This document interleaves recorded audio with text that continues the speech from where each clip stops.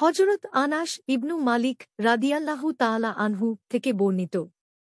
উম্মু সুলায়ম রাদিয়াল্লাহু তাআলা আনহা বলেন, তিনি রাসূলুল্লাহ সাল্লাল্লাহু আলাইহি ওয়াসাল্লামকে সেই মহিলা সম্পর্কে জিজ্ঞাসা করলেন যে ঘুমে পুরুষ যা দেখে তাই দেখতে পায়।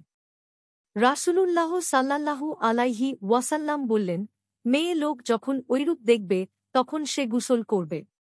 উম্মু সালামা রাদিয়াল্লাহু তাআলা আনহা বলেন, এ কথায় আমি লজ্জাবোধ করলাম।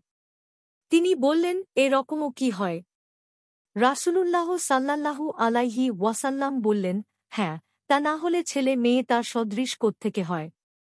পুরুষের বীর্য গাঢ় সাদা আর মেয়েলেকের বীর্য পাতলা হলুদ। উভয়ের মধ্য থেকে যার বীর্য ওপরে উঠে যায় অথবা আগে চলে যায়, সন্তান তারই সদৃশ হয়। মুসলিম ৬০৩। মিশকাতুল মাসাবিহ ৪৩৪। হাদিসের মান সহিহ।